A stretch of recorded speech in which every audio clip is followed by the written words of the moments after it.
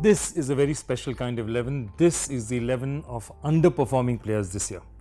And what I want to start off is by telling you all these are underperforming because they're all excellent players. The reason why they're there is not because they're bad players, but because they're excellent players who for some reason or the other didn't manage to get it together this year. And therefore it's a list of some of the most illustrious names in world cricket, but guys who were just a dud in this year's version of the IPL. So let's have a look at it. My captain and the player who's really disappointed me the most is Rohit Sharma. Just 286 runs of 14 matches, and really a man, he's never, in this 11 years of IPL, this is the first time he's dropped below 300 runs. He's an absolutely brilliant player, and maybe he had his own problems because he didn't open, and I think opening is his natural slot. They didn't give it to him. Less than 300 runs from Rohit Sharma is criminal. That's why he's in this 11. 286 runs is not a bad amount of runs to score, but for Rohit, it's absolutely criminal. Okay, the next man who really disappoints, again 3.6 crores they paid for him, Brendan McCullum. The man who set the IPL alight. Maybe the IPL wouldn't have been what it was hadn't Brendan played that 158 in the first match of the IPL. But he's a shadow of himself this year, and 6 matches, 127 runs don't do him justice. Thrice he's got out to spinners. This is not his natural game. He just got 43 in that first match. He did well in that first match in Kolkata. Ever since then, he struggled and lost his place in the team. Brendan is a huge disappointment this tournament, especially when he's gone to a pitch like Bangalore, which should suit him naturally. It just didn't work out for him. Which brings me to Manish Pandey, and he's really been a disappointment. He was dropped for the qualifying match against KKR.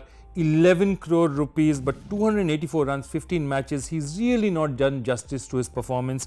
And look at it out here. If you take away that 62 of 38 balls, his strike rate falls from 115, which is poor, to below 100, which is terrible for a batsman at number 4. He's really been a disappointment.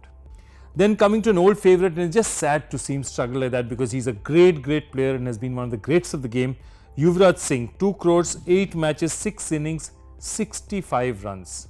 65 runs in 6 innings is for batsmen of the caliber of Yuvraj Singh. It's just something we don't want to watch every year.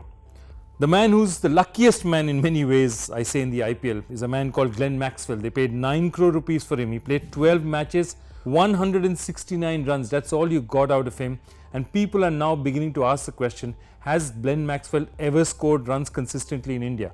The only time he seemed to score runs consistently in the IPL was when the matches were in Dubai. So Glenn Maxwell, 9 crore, the big 9 crore bust from the IPL. Coming up to another man who's also a big bust and was one of the most expensive players, Ben Stokes, 12.5 crores, and in 13 matches, less than 200 runs, 196 runs, just 8 wickets. And why I want to take you back to what he did last year.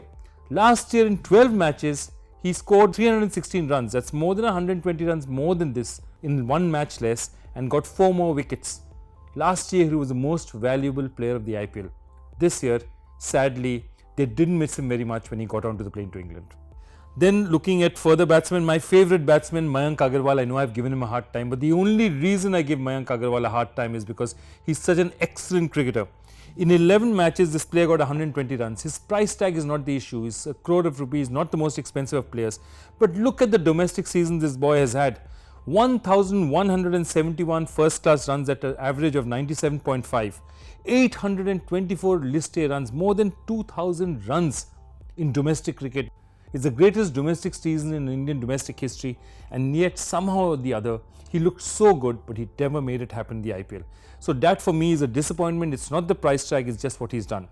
Then Chris Woakes, again, for once Bangalore looked as if they were getting their team together. 7.4 crores they paid for him, but 5 games, he just didn't get any runs. He got just 17 runs. He got 8 wickets, but he got there more than 10.5. 10.7, I think, no, 10.3 to be precise. And that for a quality all-rounder is just not good enough. Chris Woakes didn't deliver for Bangalore, and one of the reasons why they struggled. With him, another player who they picked in the auction and they must have had great hopes of, Washington Sundar, 3.2 crores, 7 matches, 65 runs. Didn't get too much of an opportunity to bat, but he didn't do much with it. And 4 wickets at 9.6 is really hurting them, really hurt Bangalore. These two players failing means Bangalore didn't have the bowling they wanted, and by the time they got their combination together, the season was practically over. My 10th player is Jaydev Unadkat, 11.5 crores, and He's a wonderful young man. I know him and I know he's going to bounce back. But the pressure of that 11.5 crores, and it's not his fault he was picked for that kind of money, would really be telling on him. 15 matches, 11 wickets at 9.66 is not worthy of the wonderful player Jaydev Unatkot is. This price tag is obviously costing him. And my last player is a player that I have a huge amount of respect for, and a variety of things have happened to him this year.